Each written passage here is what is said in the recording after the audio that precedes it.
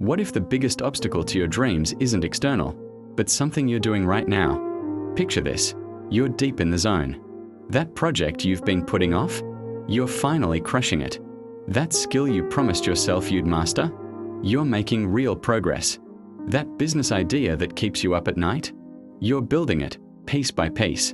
And then it happens. A thought flickers across your mind. Harmless at first. Maybe it's a notification. Maybe it's a memory. Maybe it's just boredom whispering in your ear.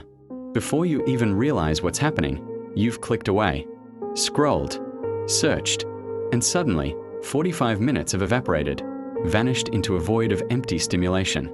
You're left sitting there, foggy, depleted, wondering where your momentum went. This isn't just procrastination. This is something far more insidious, a neural hijacking that most people don't even recognize is happening. Today, we are not just talking about overcoming temptation. We are talking about reclaiming your mental sovereignty. Let's get brutally honest about what's really happening in your brain. Lust, and I'm using this word in its truest sense, meaning the compulsive hunt for instant gratification, isn't a character flaw. It's not about morality or weakness. It is a neurochemical loop that has been weaponized against you by an environment designed to exploit your biology. Your brain runs on dopamine, the anticipation chemical. Not pleasure itself, but the promise of pleasure. And here is the cruel twist. Your brain can't tell the difference between dopamine from achieving a major goal and dopamine from scrolling through provocative content. To your ancient limbic system, they're the same currency. Here's your environmental engineering checklist. Install aggressive content blockers like Freedom or Cold Turkey. Remove all social media apps from your phone. Use grayscale mode to make your phone visually boring. Set up separate user profiles. One for work that's locked down, one for leisure that's time limited. Your phone goes in a drawer, another room, or a timed lockbox during deep work. Create a clean zone workspace with zero distractions visible. Position your desk facing a wall, not a window with stimulating views.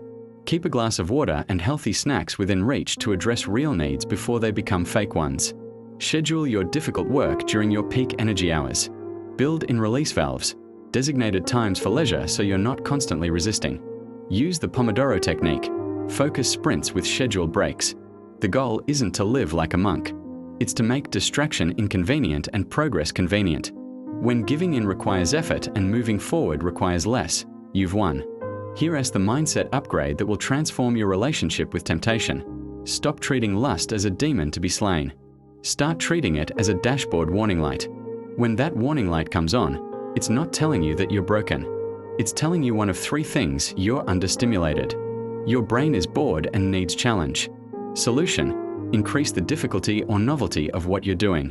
You're avoiding something. There's an uncomfortable task lurking nearby. Solution: identify it and do it first. You're depleted.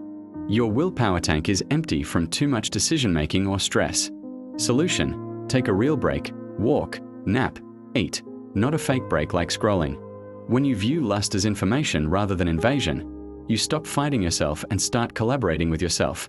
You become a scientist studying your own patterns, not a warrior battling your own nature.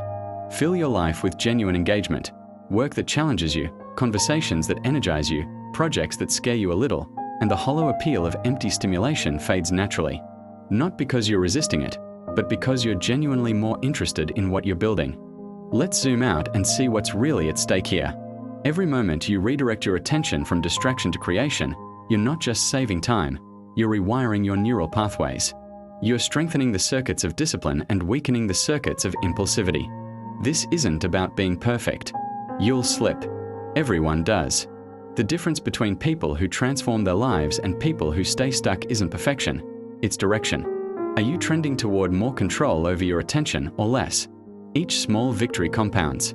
One redirected urge leads to 30 minutes of productive work, which leads to one more skill learned. One focused session builds momentum, making it easier to focus tomorrow.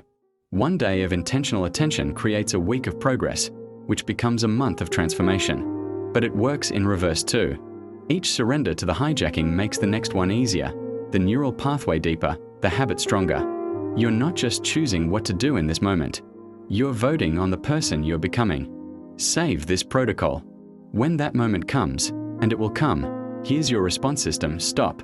Literally freeze. Don't click, don't scroll, don't move. Name it. Say it out loud. This is my brain seeking easy dopamine. This is not a real need. Breathe. 3 deep breaths. Activate your prefrontal cortex. Deactivate your limbic panic. Choose your character. Who do you want to be in this moment? The person who gives in or the person who builds? Opposite action. Do literally anything that moves you toward your goals. Even one small thing. Celebrate the win. Acknowledge that you just did something difficult. That matters. The person you're capable of becoming, the focused, disciplined, unstoppable version of you, isn't found by eliminating temptation.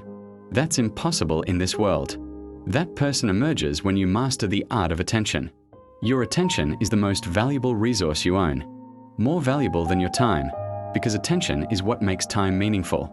More valuable than your money, because attention is what earns it. More valuable than your potential, because attention is what actualizes it. Every day, 1,000 forces are competing for your attention. Most of them want to extract value from you. You're deciding right now, with every choice, whether you're going to be a generator or a consumer, a creator or a spectator, a builder or a browser.